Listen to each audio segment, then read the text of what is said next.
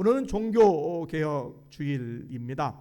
1517년에 비텐베르그 성당에 로마 가톨릭의 면죄부에 대한 이 대표적인 그 비판의 95개 조항을 성당 문 앞에 붙임으로 본격적인 종교개혁이 시작이 되었습니다. 그 당시에 로마 가톨릭이 성당을 많은 또 건물들을 지키기 위해서 면죄부를 판매를 했는데, 이 면죄부가 무엇이냐면 죄를 사하는 티켓입니다. 그래서 이 면죄부를 사면 지옥에 있는 사람도 천국에 갈 수 있다, 연옥에 있는 사람도 천국으로 갈 수 있다라고 이렇게 가르치면서 이 면죄부를 판매하게 됩니다. 이에 대해서 루터가 그것은 아니다, 오직 하나님의 은혜로 말미암아 믿음으로 구원을 얻는다라고 하는 신앙의 이신득의 신앙을 바탕으로 해서 종교개혁을 본격적으로 시작을 하게 되었는데, 5가지 솔라가 있습니다. 이것은 오직이라고 하는 뜻 단어인데, 오직 성경으로, 오직 예수 그리스도로, 오직 은혜로, 오직 믿음으로, 오직 하나님께 영광을 이라고 하는 5가지 솔라, 이 모토 동기를 가지고 종교개혁을 시작을 했는데, 이것을 한마디로 얘기해 보라면 성경으로 돌아가자, 기본으로 돌아가자 라고 하는 신앙의 운동인 것을 우리가 알게 되지요. 그 당시에 우리가 지금 가지고 있는 이 많은 성경책, 누구든지 조금만 노력을 하면 읽을 수 있는 이 성경책이 있었던 것이 아니라, 때로는 헬라어, 또 때로는 라틴어로 어려운 단어로 기록되어 있는 이 번역 성경책을 사제들만 소유하고, 사자들이 소유하면서 독점하게 되고, 그 성경을 해석하는 사람들이 사제에게만 있었기 때문에 성경을 독점하게 되고, 또 성경을 독점하니까 이 권력이 집중화됨으로 말미암아 절대 권력을 행사함으로 이 로마 가톨릭, 이 중세 시대의 교회가 타락하게 되었다라는 것입니다.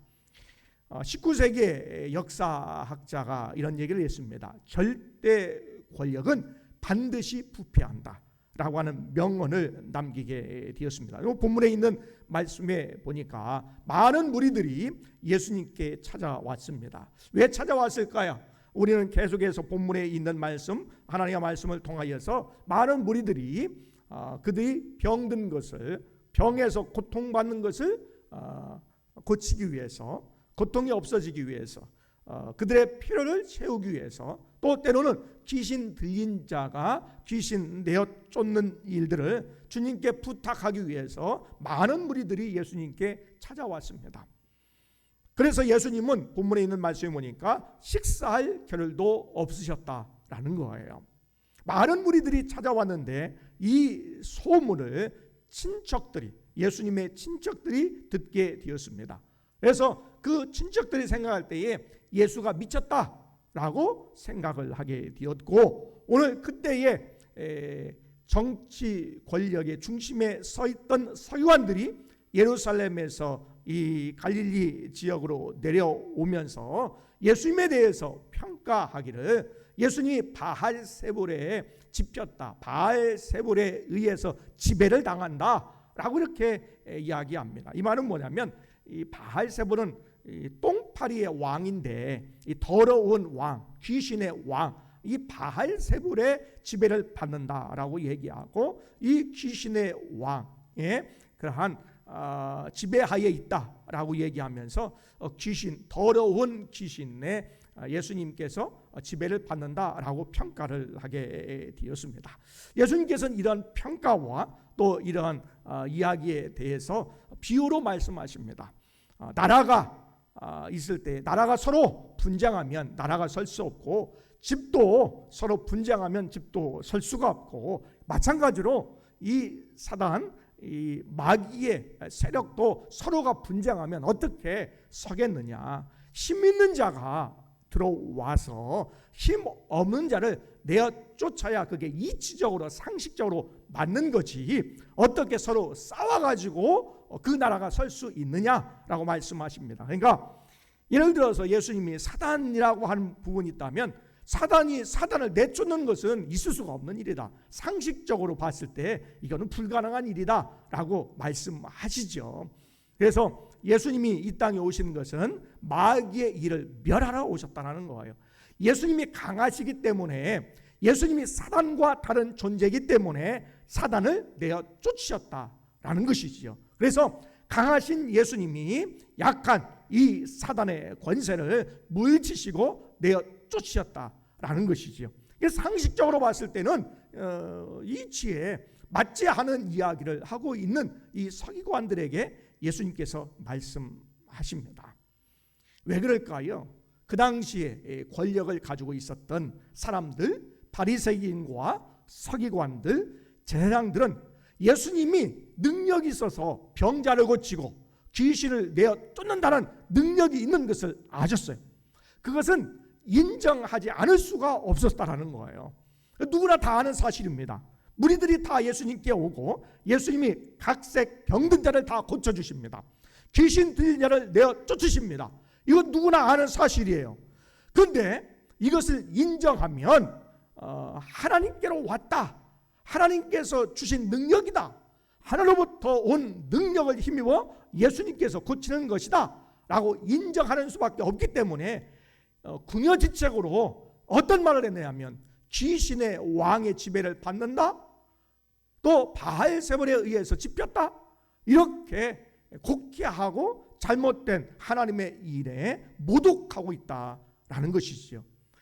인정하고 싶지 않은 겁니다. 능력이 있는데 그 능력은 하늘로부터 온 것이 아니고 사단과 한 무리가 되어서 사단을 내어 쫓는 것이다, 마귀를 내어 쫓는 것이다 라고 이렇게 이야기하는 것이죠. 분명한 사실에 대해서 인정하고 싶지 않은 거예요.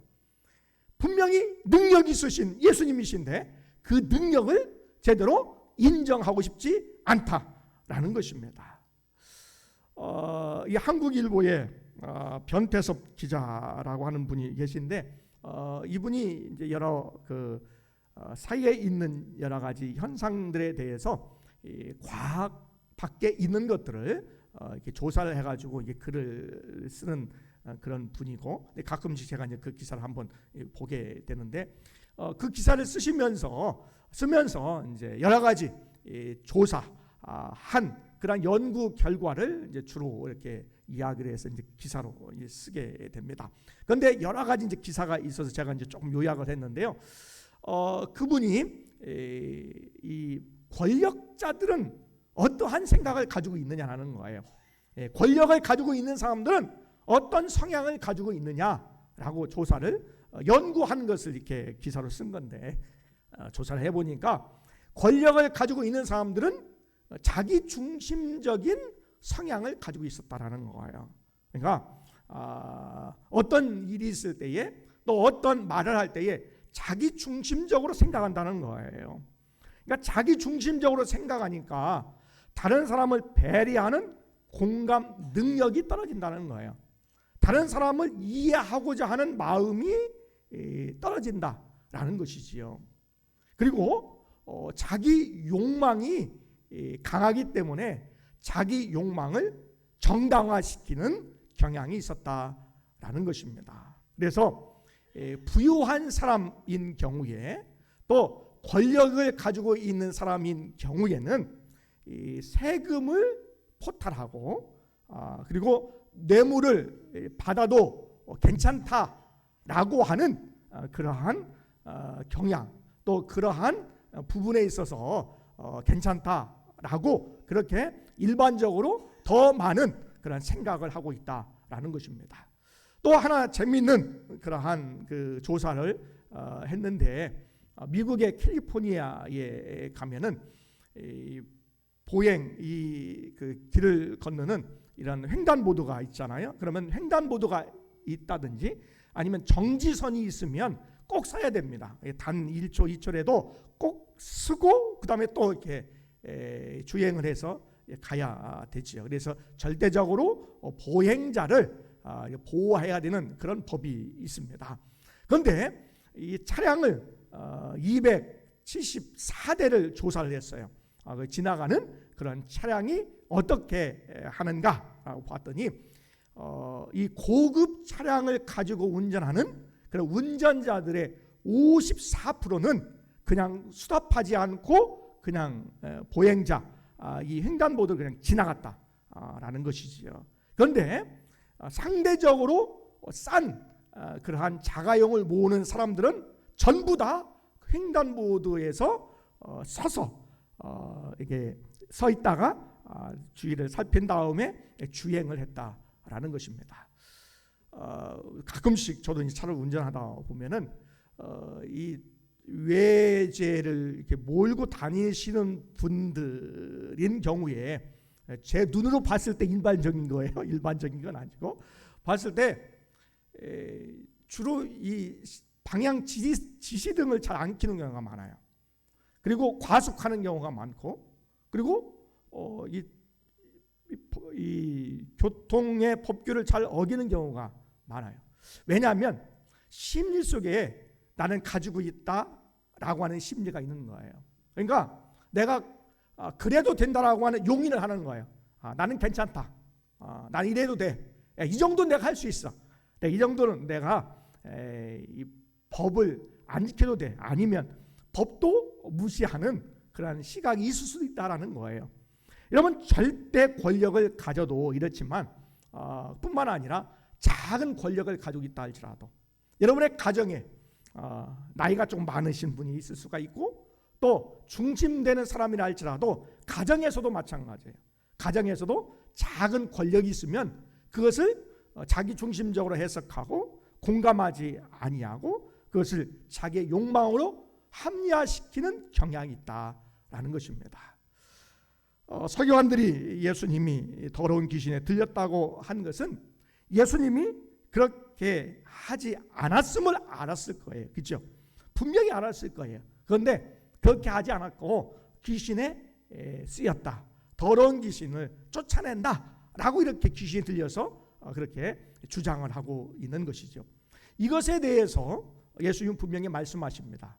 이것은 성령을 모독하는 것이고, 또한 이 죄는 용서받지 못할 죄고 영원한 죄다라고 말씀하시죠. 여러분, 때로는 교회에 대해서, 하나님에 대해서, 예수님에 대해서 함부로 비판하고 심지어는 입에 담지 못할 그러한 욕을 하는 사람들이 간혹 있습니다. 저는 이제 기사를 볼 때에 이 기사 내용 밑에 댓글은 많이 보지는 않아요. 또 특별히 기독교에 관련된 내용 기사가 나왔을 때는 댓글을 거의 안 봅니다. 왜냐하면 보면은 너무 가슴이 아프고 어떤 때는 막 화가 나고 어찌게 할 수가 없을 정도의 그러한 마음의 그러한 부담감이 사실 있어요. 그런데 이 교회나 아니면 하나님에 대해서, 예수님에 대해서 정말로 입에 담지 못하고 함부로 이렇게 비판하는 사람들이 있음을 알게 되죠. 그런데 이런 분들이 예수님께 돌아올 가능성이 있느냐라는 겁니다. 그리고 이런 분들이 정말로 신앙생활을 제대로 한 적이 있었느냐라는 거예요. 이미 교회, 이미 하나님은, 이미 예수님은 그러한 분이고 또 그러한 곳이다 라고 하는 것이죠. 그리고 하나님이 없다고, 신이 없다고 주장하는 사람들도 스스로 성경에는 거짓말하는 것이다. 스스로 알고 있습니다. 신이 있음을, 하나님이 있음을 알아요. 그런데 그것을 인정하고 싶지 않은 거예요. 하나님을 인정하고 싶지 않은 거예요. 하나님 분명히 살아계신데, 예수님이 계신데, 교회가 그러한 존재가, 그러한 단체가 아닌 것을 알아요. 그런데 그것을 억지로 부정하고 싶은 거예요.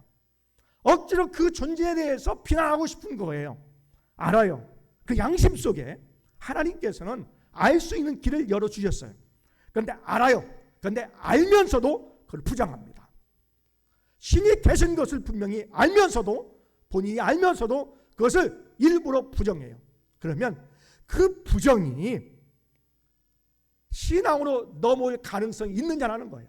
이미 문을 닫아놓고 하나님의 존재에 대해서 부정한다면, 하나님의 일에 대해서 부정한다면 신앙의 길로 넘어올 수 없는, 이미 강을 넘어서서 넘어올 수 없는 상태에 이르게 될 때에 바로 그는 영원한 죄, 용서받지 못할 죄, 성령의 모독의 그러한 일을 통하여 영원히 용서받지 못한다라는 거예요. 오늘 예수님에 대해서 더러운 귀신에 들렸다라고 그 말, 성령을 모독하는 말, 또 예수님이 하시는 일을 모독하는 말, 또 예수님의 사역을 마귀의 사역으로 이렇게 변질시킨, 해석한 그러한 부분들이 성령을 모독하는 것이고 영원히 용서받지 못할 죄다라는 것입니다. 십계명의 제3계명에 여호와의 이름을 망령되이 일컬지 말라 그랬습니다.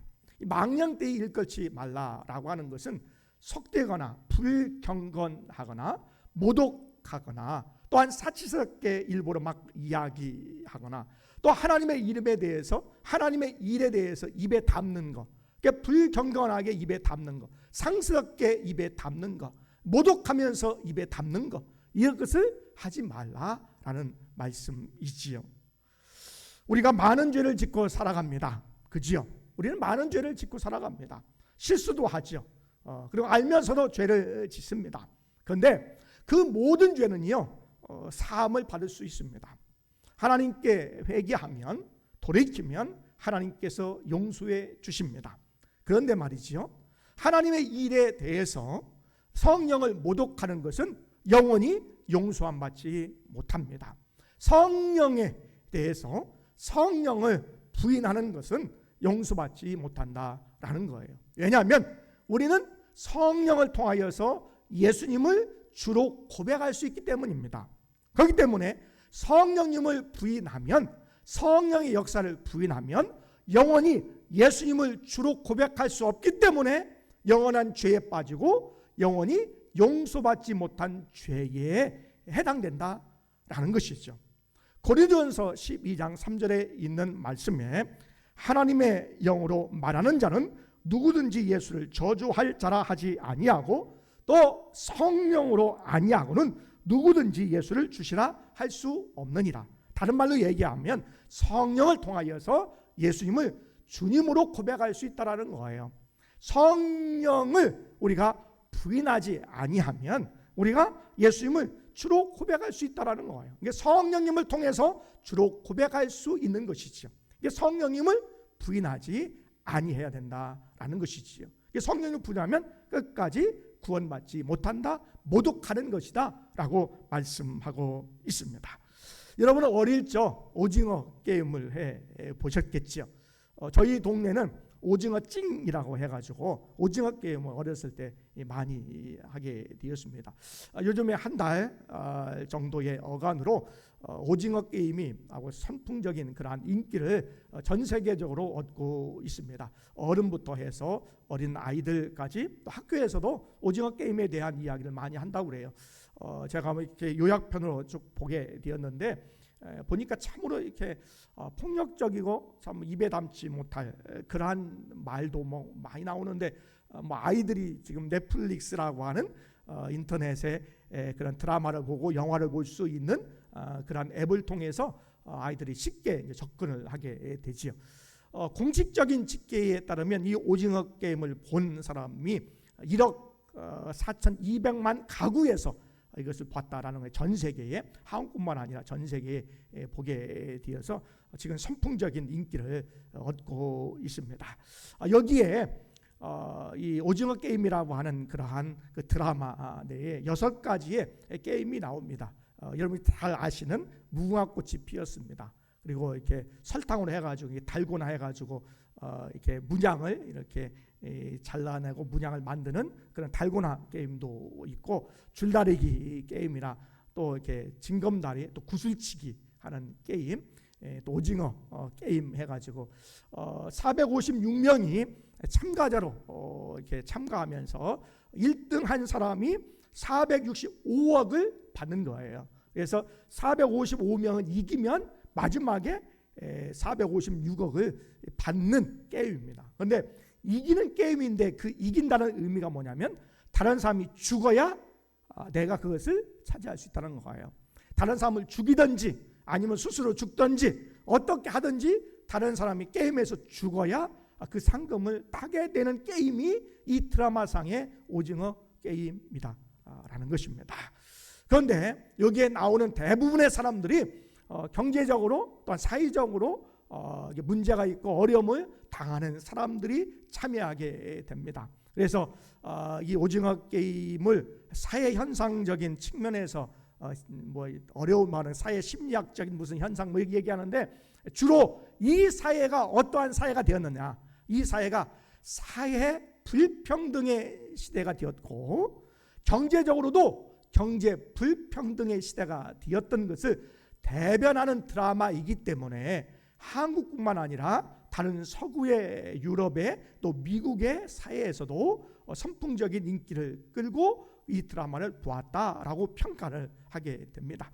저는 이런 평가도 이제 중요하지만 이 종교적인 측면의 기독교적 관점에서 좀 보려고 그럽니다. 여기에 기독교의 부정적인 이미지를 심어주는 인물들이 3명 등장을 합니다. 첫 번째는 244번의 참가자이지요. 줄다리기를 하면서 믿는 사람인데 줄다리기 하면서 줄다리기에서 이겼습니다.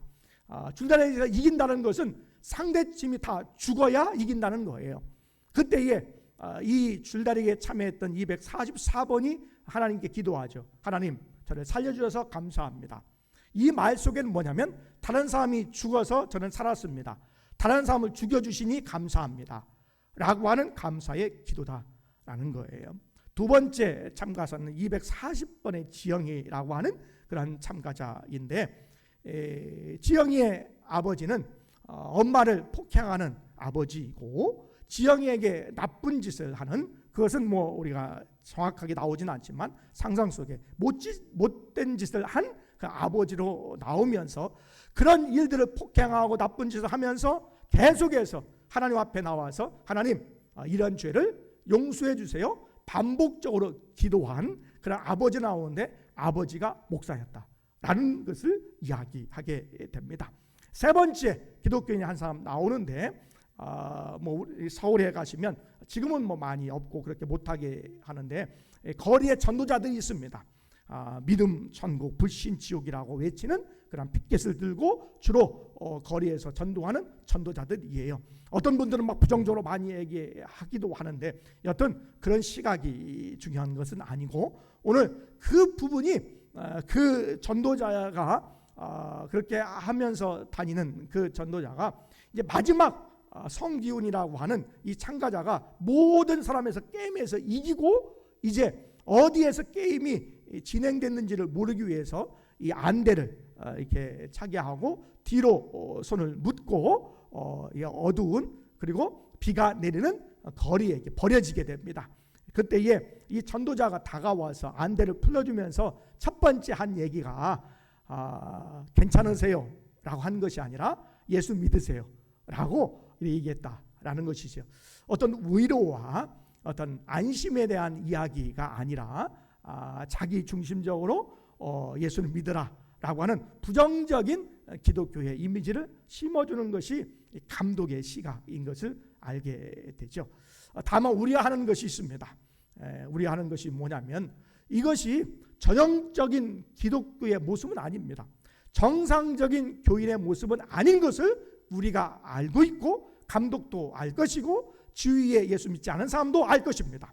그런데 감독이 이러한 표현과 또 이러한 드라마 이 모습을 통하여서 많은 전 세계의 사람들에게 기독교의 부정적인 이미지를 심어주고 또 기독교를 배척하거나 또 기독교에 대해서 혐오적으로 바뀌면서 많은 사람들이 예수 믿을 수 있는 일을 단절시켰을 경우에는 그 책임은 하나님 앞에서 분명히 져야 된다라는 겁니다.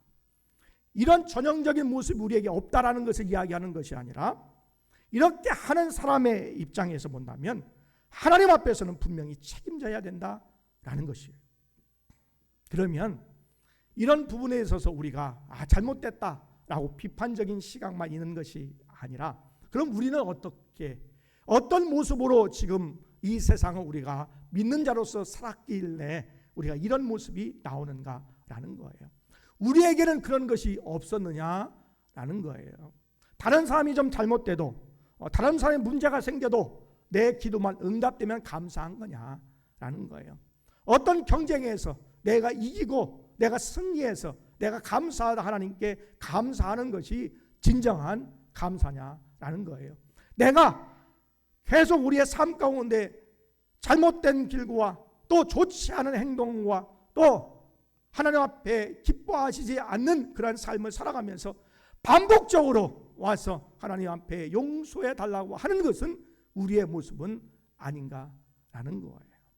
그런 모습이 우리에게 있다라는 것을 우리가 생각해 본다면 우리에게도 책임이 있다라는 것입니다. 첫 번째 책임은요, 우리의 말과 행동이 불일치한다라는 거예요.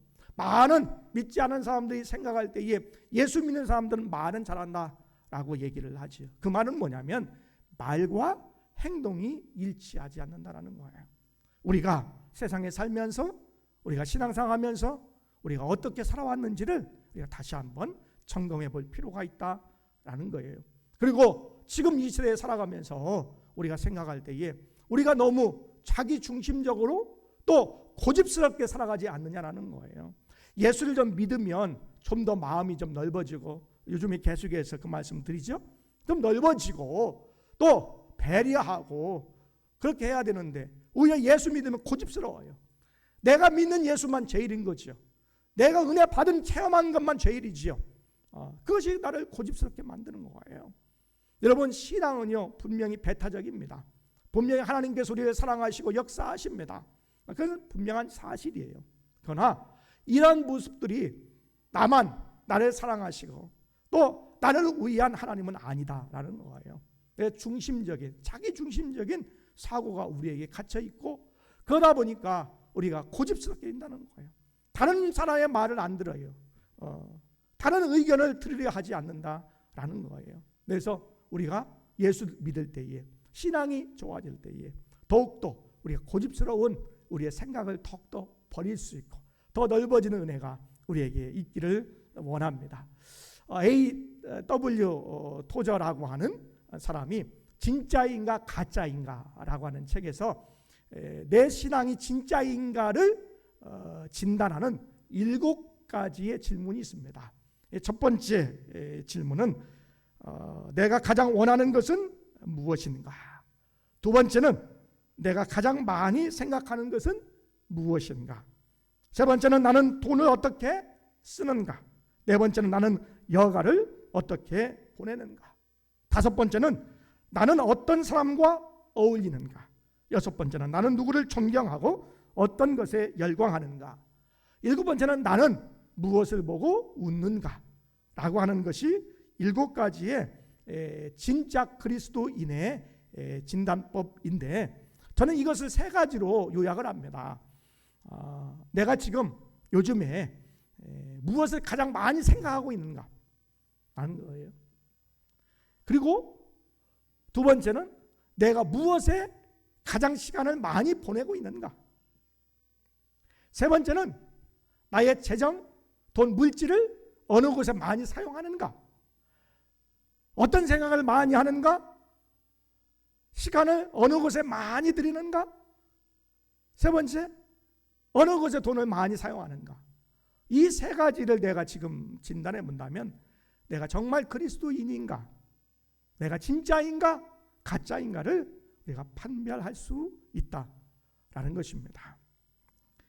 예수님은 무리들을 위해서 예수님이 사역을 하셨습니다.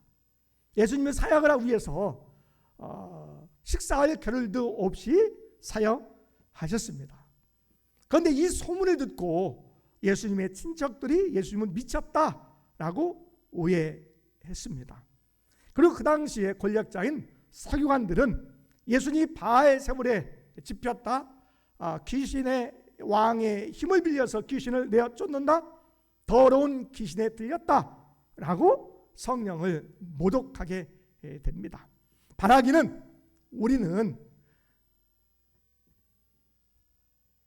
소문을 듣고 예수님을 평가하는 것이 아니라 인격적으로 예수님을 만나는 여러분 되시기를 원합니다. 예수님은 누구시더라? 라고 하는 소문 듣고 예수님에 대해서 예수님을 믿고 하는 것이 아니라 인격적으로 예수님이 이런 분이셨구나. 인격적으로 1대1로 만나는 은혜가 여러분에게 있기를 원합니다.